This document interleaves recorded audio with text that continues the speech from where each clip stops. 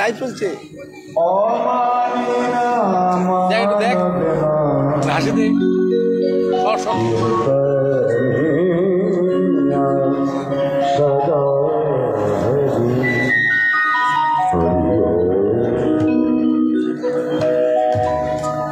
জয়তায় হরে কৃষ্ণ। উপস্থিত সকল গৌর গোবিন্দ রাজি কৃষ্ণ ভক্ত, আমার ভক্তিবতী মায়েদের এবং আমার বাবাদের শ্রী চরণ পত্র জানাই কোটি কোটি দণ্ডবত, কোটি কোটি প্রণাম। আজকে আপনারা গ্রহণ করুন। আজকে আমরা সবাই মিলে একত্রিত হয়েছি দুটো হরিকথা, দুটো কৃষ্ণ কথা শুনব বলে। আর আজকে আপনারাও ছুটে এসেছেন আজকে উপরসের কিছু পদাবলী কীর্তন শ্রবণ করব বলে।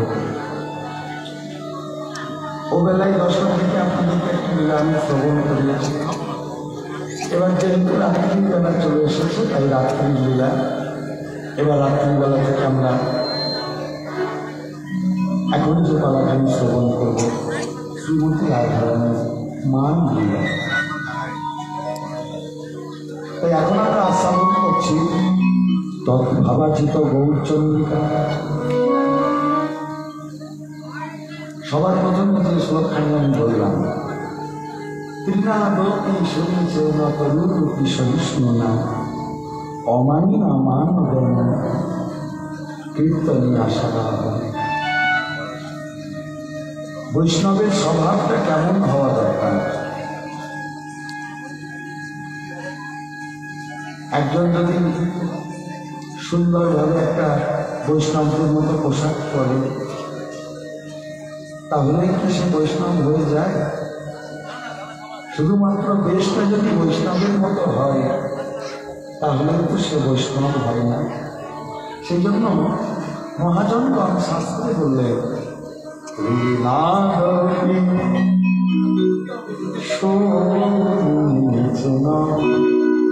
তৃণ মানে কি বলুন তো? ঘাস। মানে তার চেয়েও ঘাসের চেয়েও ঘাসের মতো হতে হবে। বৈষ্ণবের স্বভাবটা ঘাসের মতো বলে কিন্তু আপনি যদি ঘাসের উপর পা দিয়ে চলে যান বাবা, দেখবেন ঘাসের উপর যতক্ষণ আপনি পা দিয়ে থাকবেন ততক্ষণ ঘাসটা মাথাটা নিচু করে থাকে, কিন্তু আপনি যখনই পা দিয়ে সেখান থেকে চলে যাবেন সেই ঘাসটাকে আর মাথা নিচু করে থাকে?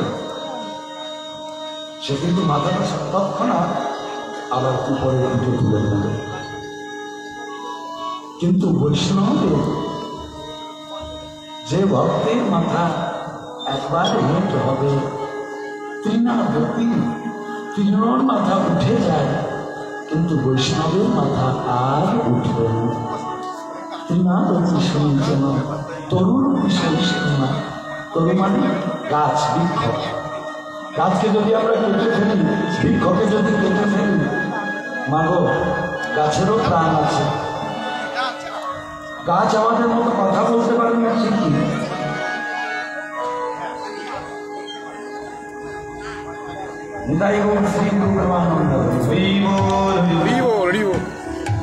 গাছ কথা বলতে পারে না, এটা আমার ভুল কথা। আজকাল এই কিছুদিন আগেই দেখছিলাম, সোশ্যাল মিডিয়াতেই দেখলাম, বিদেশি এক বিজ্ঞানী গবেষণা করে জানিয়েছেন গাছেরাও কথা বলতে পারে, তবে সেই কথা আমরা বুঝতে পারি না, কিন্তু গাছেরা তাদের মধ্যে গাছেদের মধ্যে সুন্দরভাবে কথা বলা করে, কিন্তু সেই কথা আমরা বুঝতে পারি না। একটা গাছকে কেটে দেবেন, সেই গাছের কিন্তু দেখবেন গাছ থেকে রক্ত, গাছের যে রস সেটা কিন্তু ঝরে পড়ে। আমাদের যদি কোথাও একটু কেটে যায় যেমন রক্ত পড়ে, গাছেরও কিন্তু রক্ত পড়ে, কিন্তু গাছ আপনাকে কোনোদিন বাধা দেয় না। তবু আমি তোমাকে ছাওয়া দিচ্ছি, আমি তোমার এত উপকার করছি, তুমি আমাকে কেটো না, আমার কষ্ট হবে। গাছ কি কোনোদিন বলে? গাছ বৈষ্ণব হয়ে তিনি ছয় দান করবে, ছাওয়া দান করবে, বৃক্ষের ন্যায়, কিন্তু কোনোদিন বৈষ্ণবের হৃদয়ে গাছ যেমন কোনো প্রতিবাদ করে না, তেমন কোনো প্রতিবাদ করবে না। অমানি না মানও দেয় না। এক্ষুনি দেখুন আপনাদের এই মঞ্চে একজন মানি মানুষ আসুক, গুণীজন আসুক, আপনারা কিন্তু কীর্তন শোনা বাদ দিয়ে ছুটে সবাই দেখতে চলে যাবেন, যাবেন না? মনে করুন আপনাদের এই এলাকার মধ্যে একজন গুণী মানুষ যার খুব নাম ডাক, সে যদি হঠাৎ করে ধরুন এই পথ দিয়ে যাচ্ছিল, কীর্তন হচ্ছে বলে সে হঠাৎ করে এসে দেখা গেল আপনাদের কমিটি দাদার কাছে এসেছে, কমিটি দাদাদের কাছে দেখা করেছে, আপনারা কিন্তু তখন আর আমার কীর্তন শুনবেন না, আপনারা কি করবেন? ছুটে চলে যাবেন তার সাথে একটু দেখা করবার জন্য। তাহলে এই জগতে যারা গুণী মানুষ তাদেরকে কিন্তু গুণী সম্মান করবার জন্য আমরা সবাই ছুটে যাই, যারা মানি মানুষ তাদেরকে মান দেবার জন্য আমরা ছুটে যাই। কিন্তু এই জগতে বৈষ্ণবরা যারা মানি তাদেরকে তো মান দেবে, তাই এই জগতে যারা মানি তাদেরকে তো মান দিতেই হবে বাবা। যারা অমানি অর্থাৎ এই জগতে যাদেরকে কেউ মান দেয় না তাদেরকেও মান দিতে হবে, তাদেরকেও ভালোবাসতে হবে। কীর্তনিয়া সদা হরি, বৈষ্ণবের বদন হতে সর্বদাই হরি কথা কৃষ্ণ কথা আলাপন শোনা যাবে। নিতাই গৌর প্রেমানন্দে হরি বল হরি বল হরি বল। তাই সে ভাব নিয়ে আজকে চলুন আমরা শ্রবণ করব অতি সুন্দর একখানি গান। যার অভিমানে কৃষ্ণ হেন ধনকে পরিত্যাগ করে, রাধারানী অভিমান করে, তোমার ভালোবাসা যেখানে সেখানে তো মান হবেই, তাই না? রাধারানী মান করে কৃষ্ণকে বললেন, দূর হয়ে যাও আমার চোখের সামনে থেকে, তোমার ওই কালো বদন আমাকে কোনোদিন দেখাবে না। এরকম রাগ করে রাধারানী যেমন দশা হয়েছিল, আজকে প্রাণ গৌরে সেই ভাব বিপন্ন হয়েছে।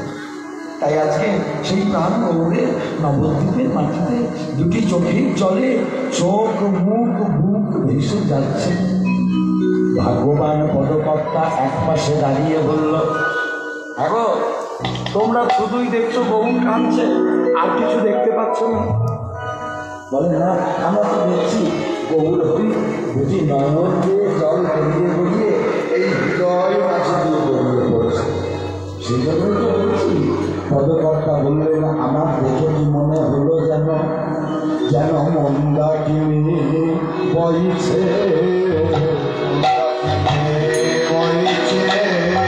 মন্দাকিনী বইছে, হেমগিরি এ দেখো রে যেন মন্দাকিনী বইছে।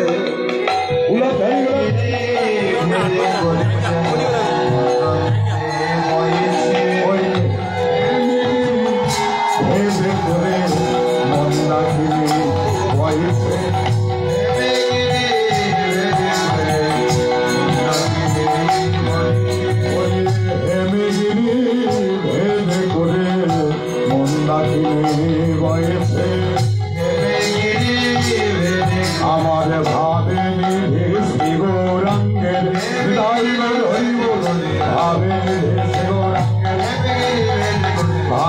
শিবরঙ্গের ভাবে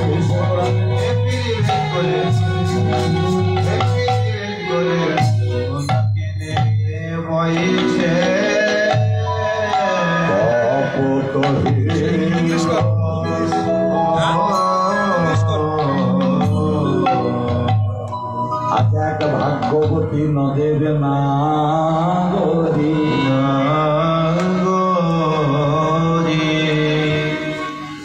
সুরধুনিতে জল আনতে গিয়ে আমার গৌরাঙ্গের কাদা বদন দর্শন করে ঘরে ফিরে এসে অপর এক নাগরীকে বললেন, ওরে ও নাগরী রে,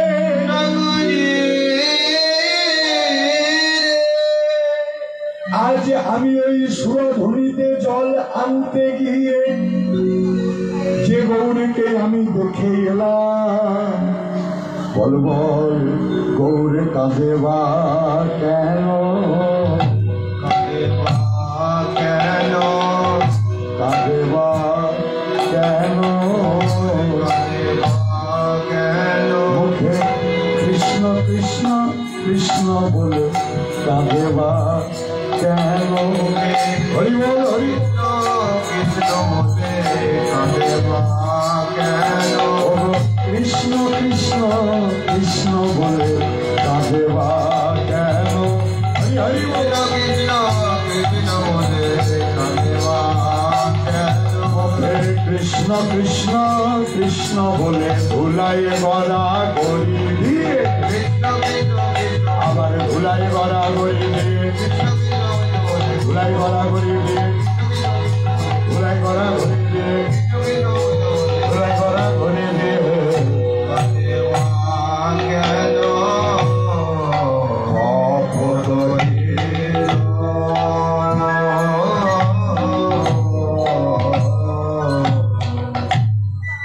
আজকে নবদ্বীপের এক নাগরিক আজকে সুরধুনিতে জল আনতে গিয়ে গৌরাঙ্গের কাঁদা বদন দর্শন করে ঘরে ফিরে এসে অপর এক নাগরিককে বলছে, ওরে ও নাগরিক, আজকে আমি গঙ্গাতে জল আনতে গিয়ে, গঙ্গার ঘাটে জল আনতে গিয়ে আজকে আমি যে গৌরীকে দেখলাম বংশ, সেই গৌর অমন করে কাঁদছেন কেন?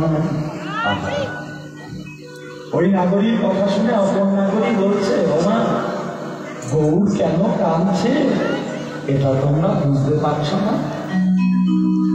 আর তোমরাই না গর্ব করো তোমাদের পাণ্ডিত্যের, তোমাদের বিদ্যার। গৌর হরি আজকে কেন কাঁদছেন জানো? কেন কাঁদছেন? কাঁদা শিখাইতে এসেছে,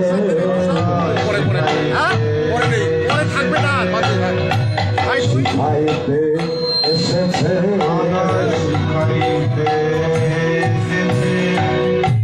কেমন করে কাঁদতে হয় শিখাইতে এসেছে।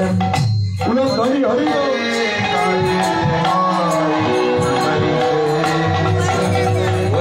কেমন করে কাঁদতে হয় শিখাইতে এসেছে।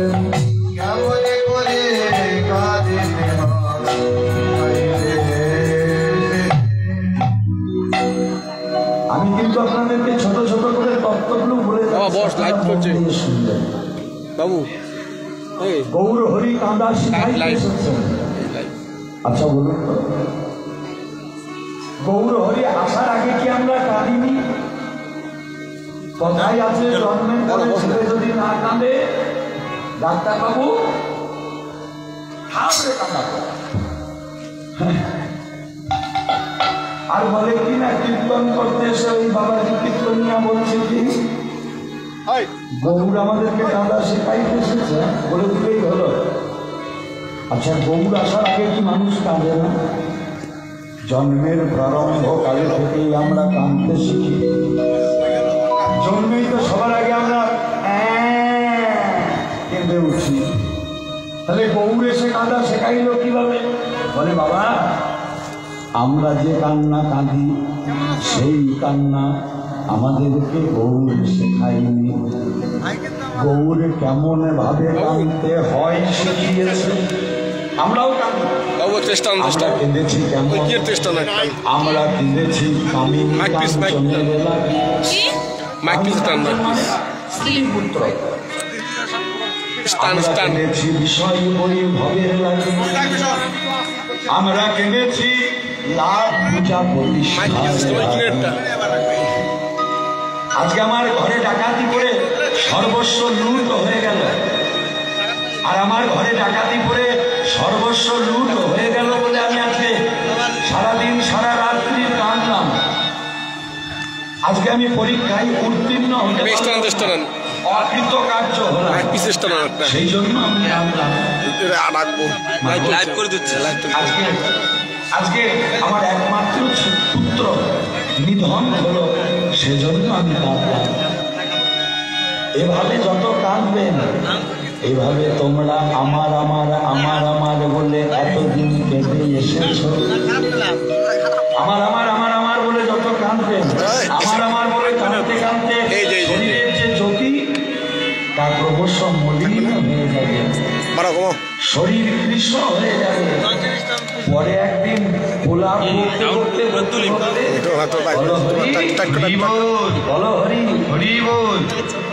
সেই জন্য গৌর হরি বললেন, শোনো ভাই, তোমরা এতদিন আমার আমার আমার আমার বলে কেঁদে এসেছ, কোনদিন তো তোমরা কৃষ্ণ বলে কেঁদে দেখো নাই।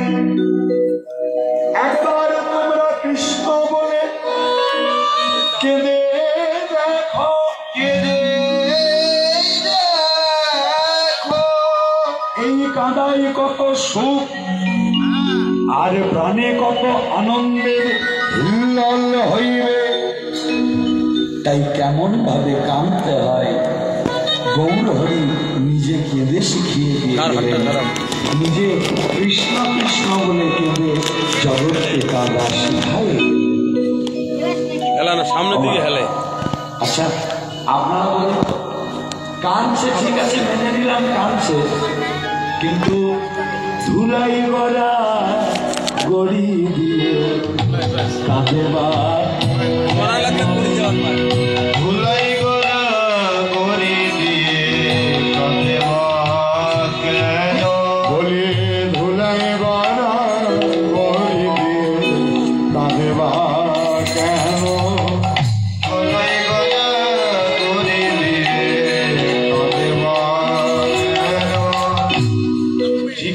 গৌর হরিনায় কাঁদা শেখাইছেন, ভগবানের নাম করে আমাদেরকে কাঁদা শেখাইলেন, এটা বুঝলাম।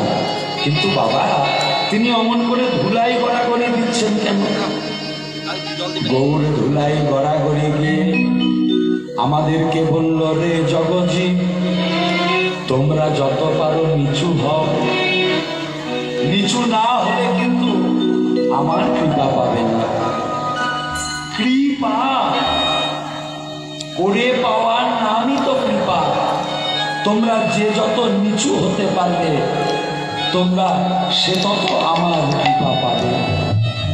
একটি দৃষ্টান্ত দিয়ে বললেন, আকাশ থেকে যখন বৃষ্টি হয় মেঘ কোনো কৃপণা করে না। এই যে দুদিন আগে কেমন ঝড় বৃষ্টি হলো দেখলেন তো? হ্যাঁ, আমাদের আবার কেমন কপাল দেখুন, সেই দিনে আমরা ময়নাগুড়ি থেকে বেরিয়ে দিয়েছি। তো যাই হোক, এই ঝড় তাণ্ডবে অনেক মানুষের ক্ষতি হয়ে গেল, কয়েকটা তাজা প্রাণ গোবিন্দের চরণে চলে গেল, অল্প বয়সে চলে গেল। তো তাদের আত্মার শান্তি কামনা করি। যেদিন ওই ঝড় হয় সেদিন আমরা ওই ময়নাগুড়ি ঘটপটিতে কীর্তন করে আমরা আবার কামাখ্যাগুড়ির পথে রওনা দিয়েছিলাম। তা যাই হোক, সেদিন আমরা একটু সরেই ছিলাম। তো গোবিন্দের আশীর্বাদে আমরা সেই ঝড়ের কবলে পড়িনি। তো এই যে এই গৌর হরি যখন জল হয়, বৃষ্টি হয়, তখন আপনারা দেখেছেন বৃষ্টির জল কি হয় গো? বৃষ্টির জল ধীরে ধীরে উঁচু থেকে নিচু জায়গার দিকে চলে যায়। বৃষ্টির জল যেমন উঁচু থেকে নিচু জায়গার দিকে চলে যায়, ভগবান ঠিক তেমনি প্রত্যেকটা জীবের উপর সমানভাবে কৃপা বর্ষণ করেই রেখেছে। যে যত নিচু হতে পারবে তার কৃপা বাণী তত সঞ্চিত হবে। হৃদয় গৌর হরি বল। বুঝলেন তো? বৃষ্টির জল যখন হয় তখন দেখবেন যে জায়গাটা বেশি নিচু, যে জায়গাটা গর্ত খাল, সেই জায়গায় দেখবেন জলটা গিয়ে জমে জমে না। ভগবান বললেন, আমার কৃপা সবার উপর সমানভাবে করা আছে। আপনি এই জগতে যত নিচু হতে পারবেন আপনি তত বেশি কৃপা পাবেন। তাই ওই আজকে ওই নাগরিক গৌর হরির কাদা বদন দর্শন করে বললেন, আজ আরে মোর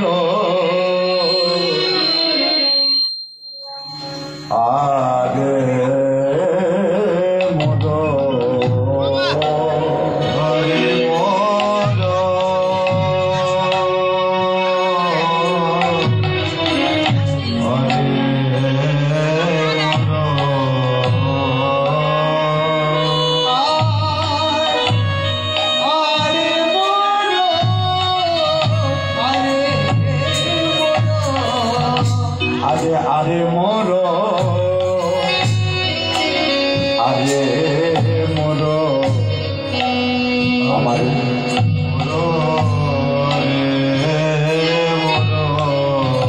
আমার শ্রী গৌরাঙ্গ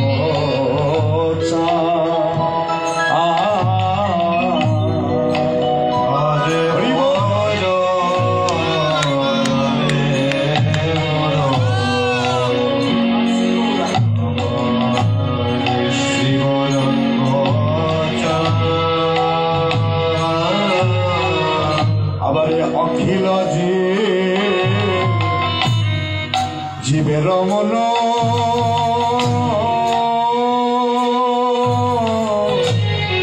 লোচন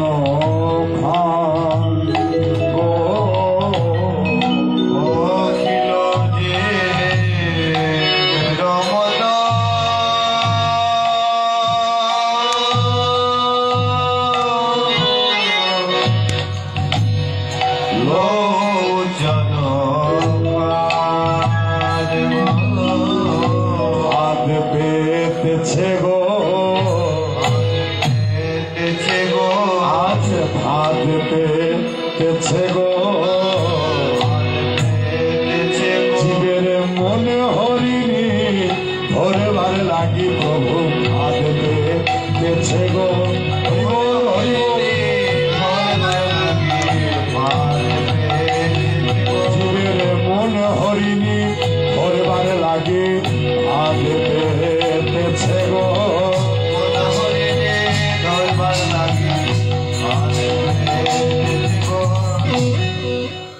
নাভি। হরিণের মৃগর মধ্যে, ওই হরিণ মানে মৃগর নাভির মধ্যে যে কস্তুরীর গন্ধ থাকে সেটা কিন্তু মৃগ জানে না।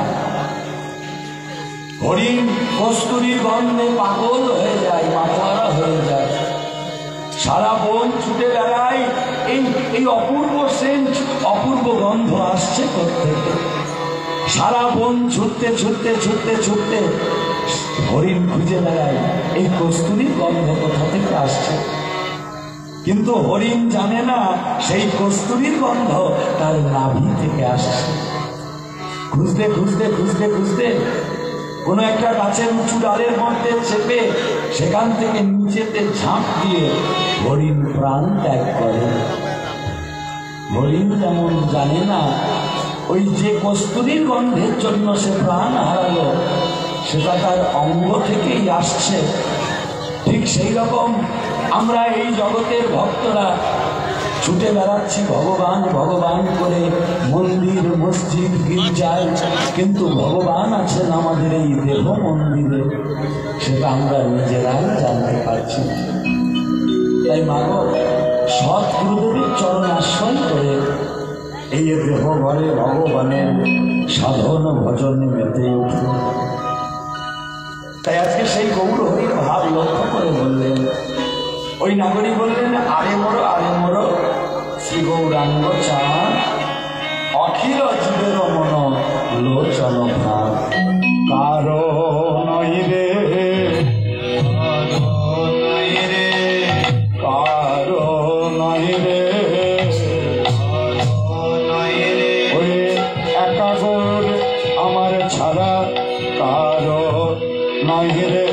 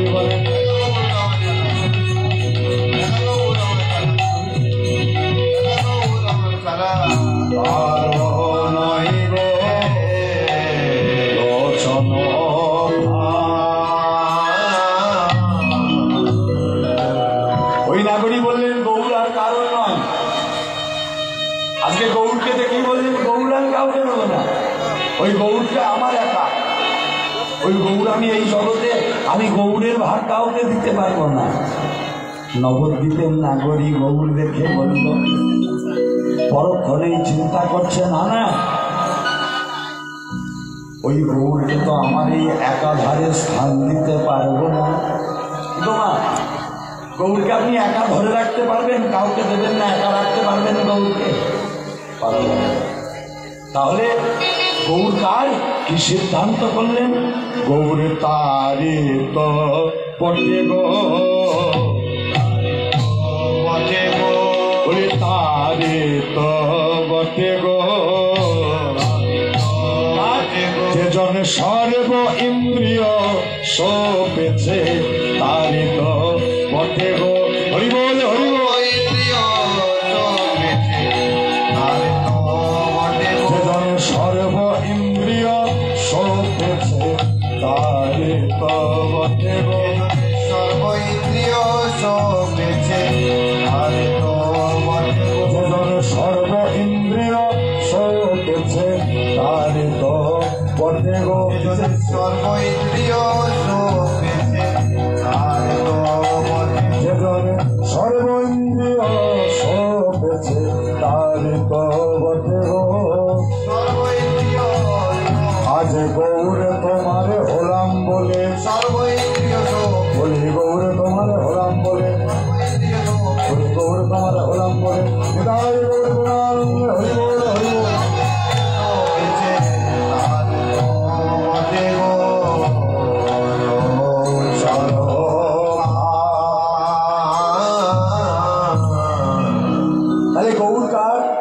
বললেন বাবা, গৌর তো সবাইকেই কৃপা করে,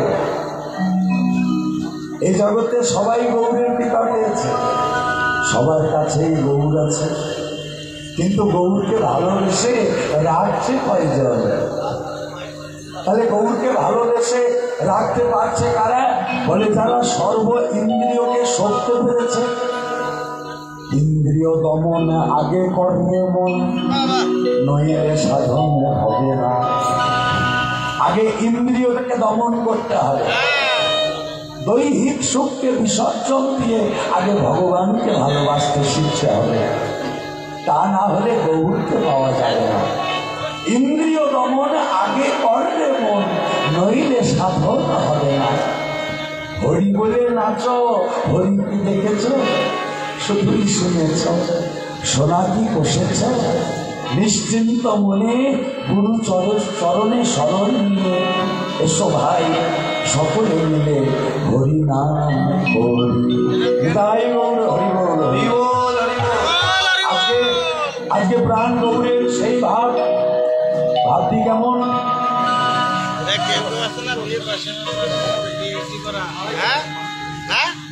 আজকে প্রাণ গৌরের বৃন্দাবনে রাধারানী কৃষ্ণ হেন ধরনের পান করে যে দশা হয়েছে, আজকে প্রাণ গৌরের সেই ভাব। প্রেম জলে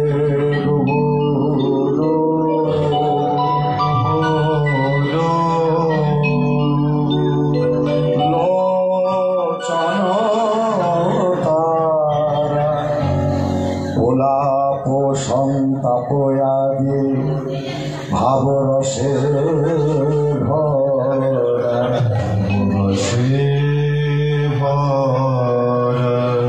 আমার গোরা কেন কাঁদে?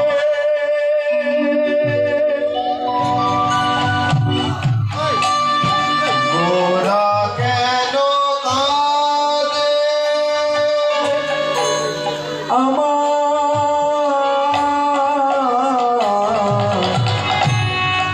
গোরা কেন কাঁদে? গোরা কেন কাঁদে?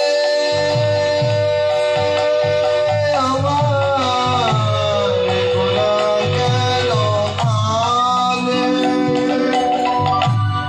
কাঁদি আকহ পুনঃ কোমর বুদ্ধি কাঁদিয়া হয়ে পুনঃ কোমর বুদ্ধি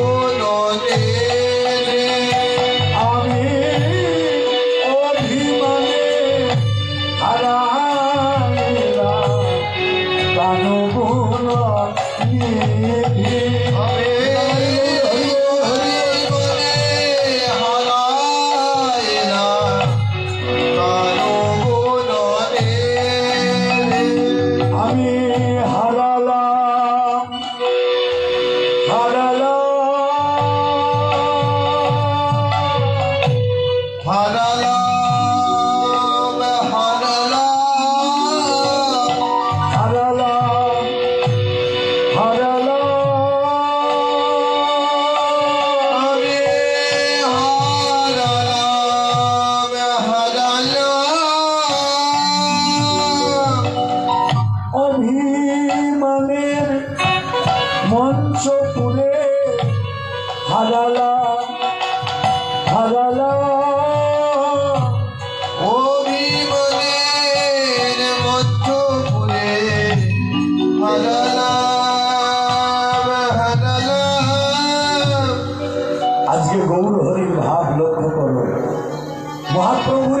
সবাই বুঝতে পারবে না।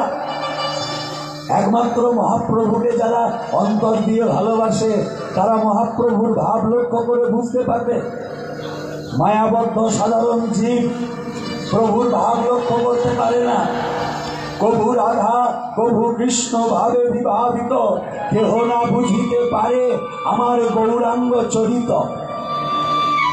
গৌরাঙ্গের এই ভাবটা কেমন? আমাদের মতো মায়াবদ্ধ জীব যারা আমার আমার করে, যারা আমার আমার ছাড়া আন কিছু জানে না, বোঝে না, যারা টাকা পয়সা ধন সম্পত্তির পিছনে সারা জীবন ছুটে মরল, তারা কিন্তু আমার গৌরাঙ্গের ভাব বুঝতে পারবে না। তাহলে আমরা তো আমার আমার করি, আমরা কি তাহলে কোনোদিন গৌরাঙ্গের ভাব বুঝতে পারবো না? আমাদের জন্য কবিরাজ গোস্বামী বললেন, না, তোমরাও পারবে, তবে অনর্থ সরোবরটাকে তোমাদেরকে পার হতে হবে। তোমার আমরা যারা মায়াবদ্ধ জীব আছি, আমরাও একদিন প্রভুর ভাব বুঝতে পারবো। কোনদিন বুঝতে পারবো জানো?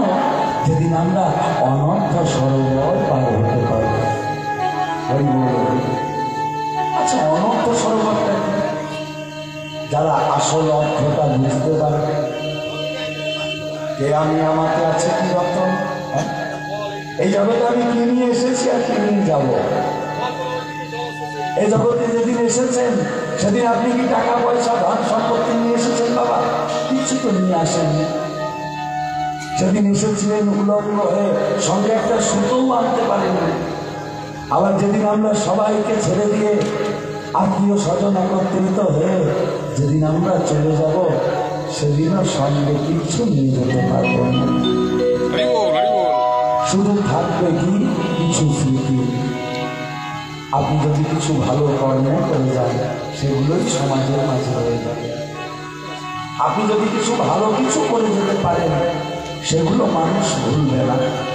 কিন্তু মাগো, এই জগতে গৌর হরিকে আপনি যদি ভালোবাসতে পারেন, ভালোবাসার মতো ভালোবেসে আপনি যদি হৃদয় বাসায় রাখতে পারেন, আপনার এই হরিনাম কৃষ্ণ নাম, সেটা কিন্তু আপনার সঙ্গে স্বীকৃতি হিসেবে যাবে। এই অর্থটা আমাদেরকে বুঝতে হবে। হ্যাঁ, অতটা নয়, ঠিক হয়েছিল।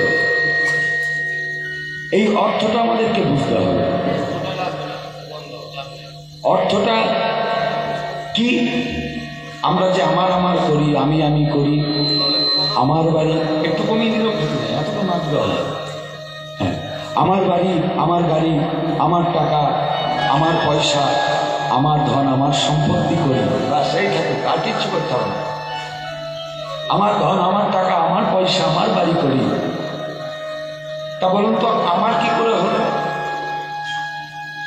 আমি আপনাদের এখানে কীর্তন করতে এসেছি, কথাটা ভালো করে বুঝবেন। আমি এখানে কীর্তন করতে এসেছি। আজকে আসার সাথে সাথে আমি যেমন চেয়েছি, আপনারা আমাকে একটা সুন্দর ঘর দিয়েছেন, বাসা বাড়ি দিয়েছেন, ঠিক আছে। এবার আমি 4 ঘন্টা বাসা বাড়িতে থাকছি, আবার কীর্তন শেষ হচ্ছে, আবার বাসা বাড়িতে যাচ্ছি, বিশ্রাম করছি, ঘুমাচ্ছি, আবার কীর্তন করছি। এবার কালকে যখন সারাদিন কীর্তন হবে, কালকেও হয়তো থাকবো, এবং পরশুদিন যখন আমরা চলে যাব, যদি পরশুদিন আমি বলি, বাবা, কমিটির দাদাদের কাছে গিয়ে যদি বলি যে বাবা, আমি তো আর যাবো না, মনে করুন এই বাসাটা তো আপনারা আমাকে দিয়েছেন, এই বাসা বাড়িটা আমার, আপনারা কি মেনে নেবেন? দিয়ে দেবেন নাকি? তাহলে বলুন। বলে, বাবা, তোমার থাকতে মন চাই, আরো 2 দিন থাকো, কিন্তু এই বাসা বাড়ি তোমাদেরকে দেবার আমাদের ক্ষমতা নেই, কারণ এই বাসা বাড়িটা আমাদের নয়, অন্য মালিকের। ঠিক তেমন এই জগতে আমরা এসেছি।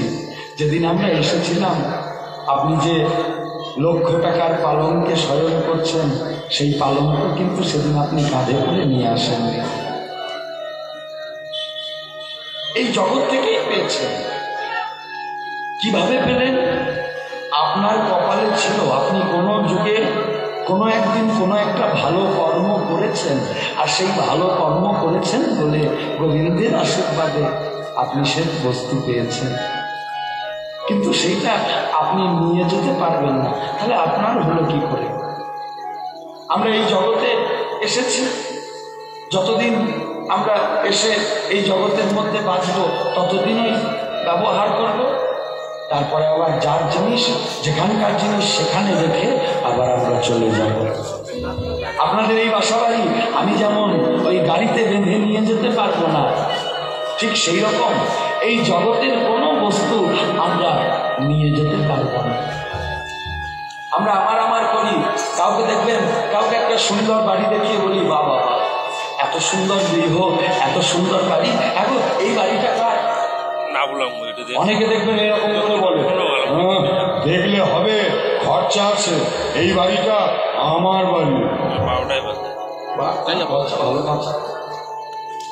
এটা হচ্ছে বোকামি। কাউকে হয়তো বাড়ি দেখিয়ে বলে, বাবা কি সুন্দর বাড়ি, তো বাড়ির সামনে এত সুন্দর বাগান, দেখে মনে হচ্ছে দুরন্ত খুশি, এখন এই বাড়িটা কার বাড়ি? যদি উত্তর আসে এইরকম, এই বাড়িটা সারা জীবন ভগবানের চরণ পাদপদ্মে পড়ে থেকে আমি তৈরি করেছি, এখনো আমি ছাড়তে পারিনি। ভগবানের চরণে পড়েছিলাম বলে ভগবান অর্ধেক চাঁদা দিয়েছে, আর আমি তৈরি করছি, সেই জন্য আমি তো ছাড়তে পারি না। তাহলে এটা কিন্তু কাঁচা আমি, আমি ছাড়তে পারিনি বলে এটা কাঁচা আমি। আর পাকামি কোনটা? যদি কোনো প্রকৃত বৈষ্ণবকে জিজ্ঞাসা করা হয়, এত সুন্দর গৃহ, এত সুন্দর আশ্রম কার? উত্তর হবে সব কার, সব লীলাময়।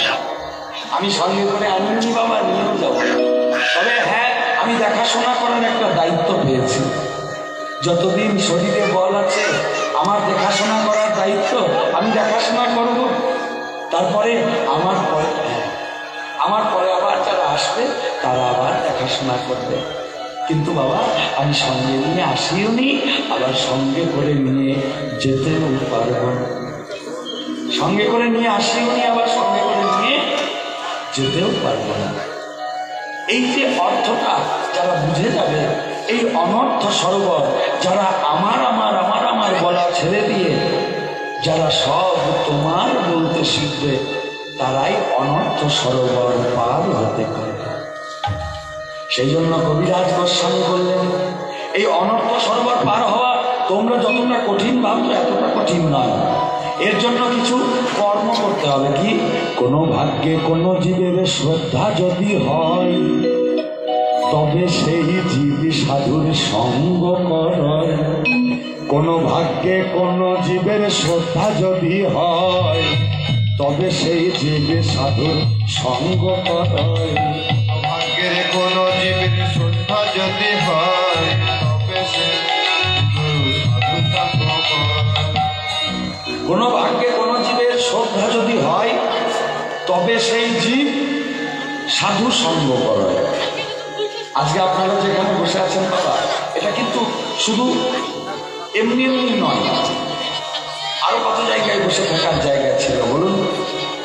আমরা তো প্রত্যেক দিন এই সময়টা চিন্তা করে দেখুন, আমরা কত কিছু করে তারপরে দিন এই সময়টা।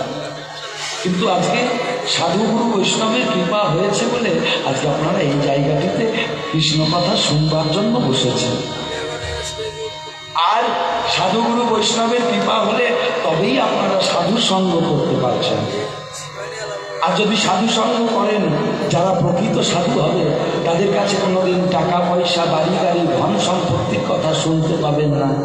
তাদের কাছে শুনতে পাবেন গুরু কথা, ভাগবত কথা, হরি কথা, কৃষ্ণ কথা।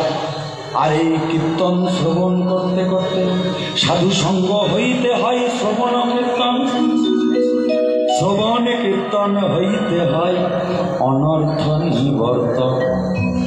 কীর্তন শুনতে শুনতে আপনি বুঝতে পারবেন আমি করি, আমিটা কি, আমিটা কোন জায়গায়, আমিটা কোথায় আছে।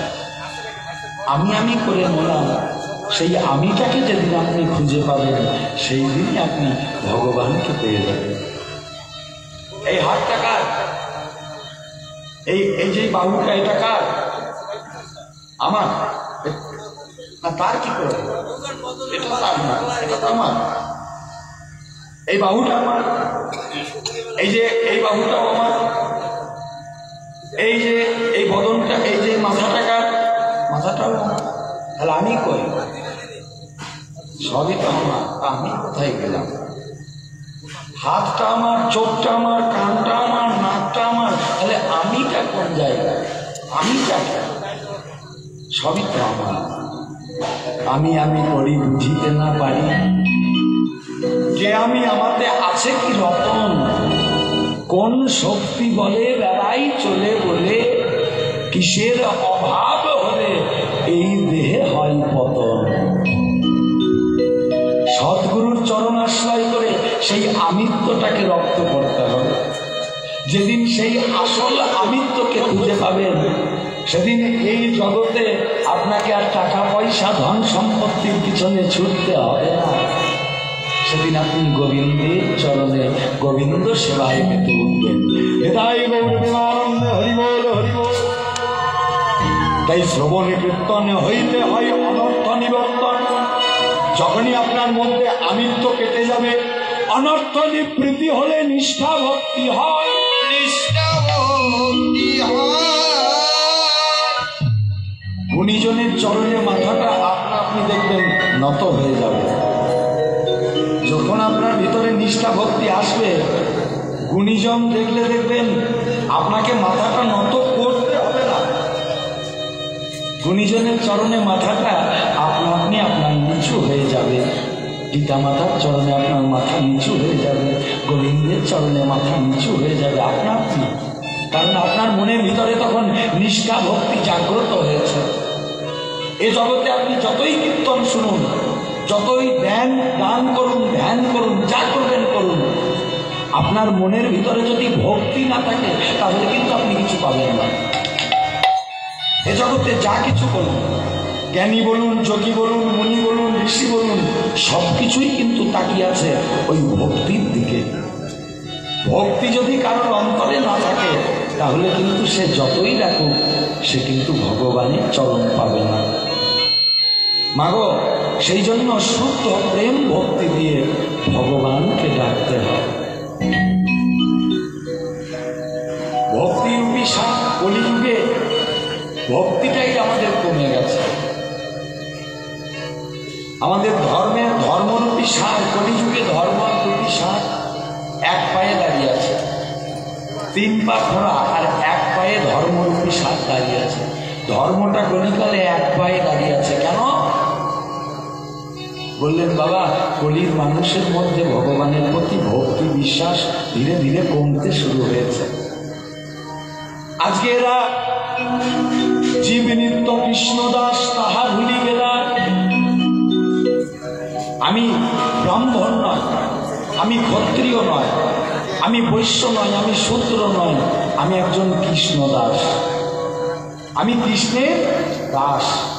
এটাই আমার ধর্ম, এটাই জীবের স্বরূপ ধর্ম। কিন্তু সেটাকে আমরা সব ভুলে গেলাম।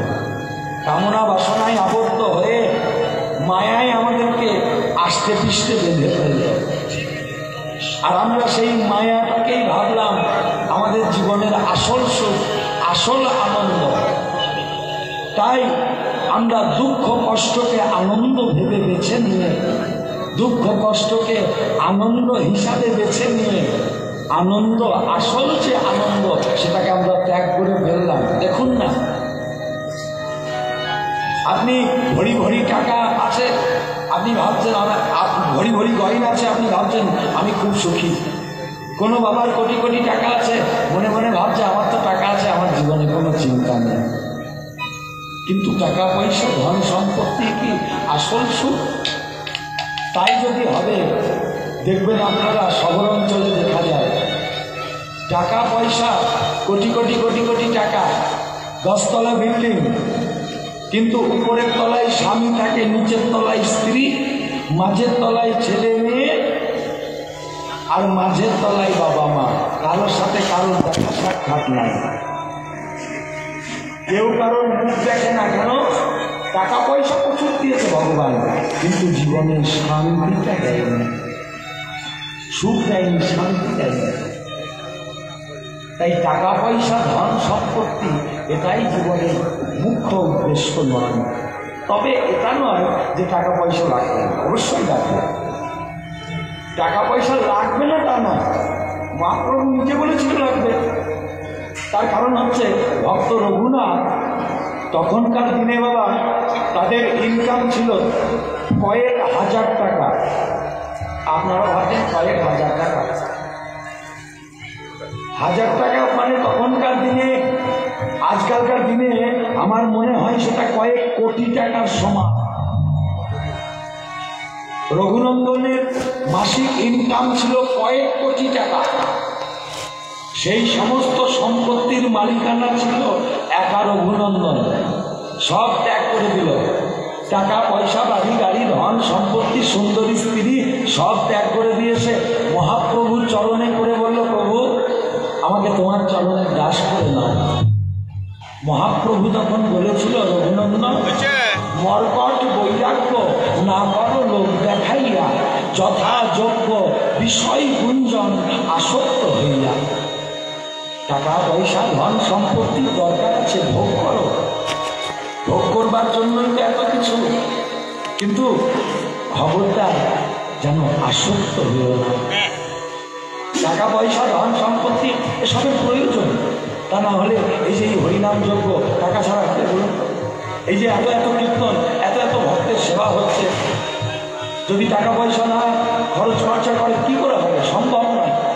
এই যে এই মৃদঙ্গগুলো ওরা যে বাজাচ্ছে, এগুলোর কি খরচা নেই? এগুলোর খরচা আছে। হরিনাম করতে গিয়ে খরচা, কীর্তন করতে গিয়ে খরচা, জীবনে চলবার পথে আমাদের খরচা আছে।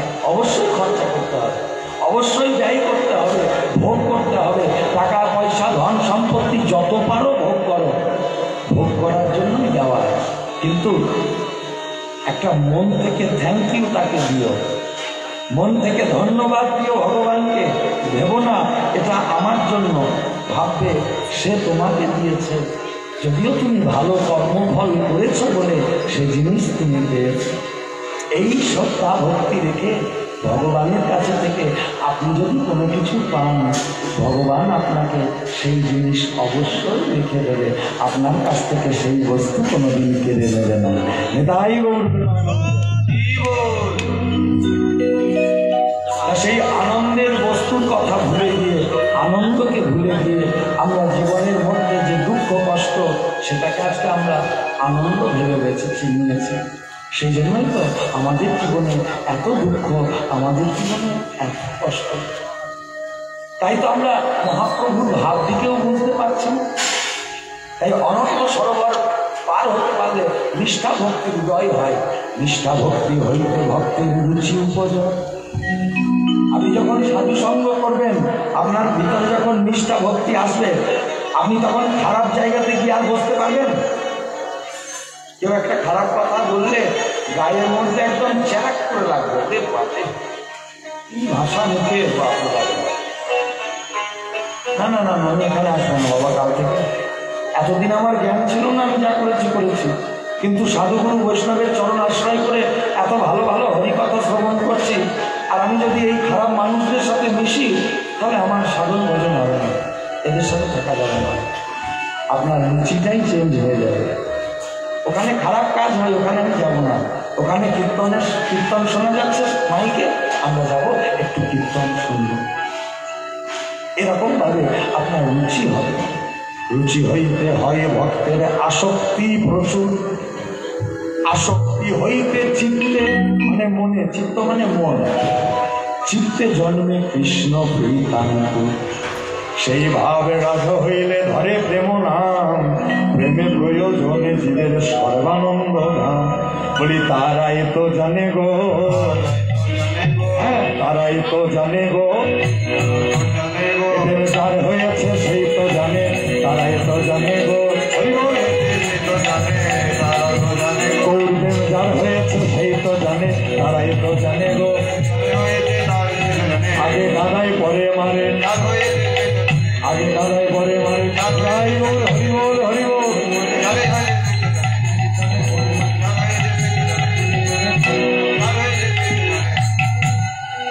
সেই তো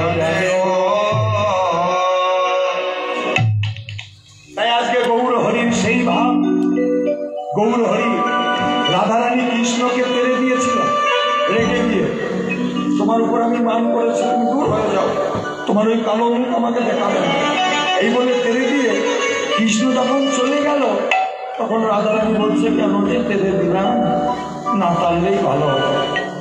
আবার রাধারানী কাঁদতে বসেছে। এই যে কৃষ্ণকে তেড়ে দিয়ে রাধারানীর মনের যে কষ্ট, আজকে সেই ভাব সেই কষ্ট আজকে গৌরের মনের ভিতরে। হায় হায়, আমি কেন যে কৃষ্ণকে হারালাম, আমি কেন যে কৃষ্ণকে ছাড়লাম। যে বা হইল মনে দুঃখ,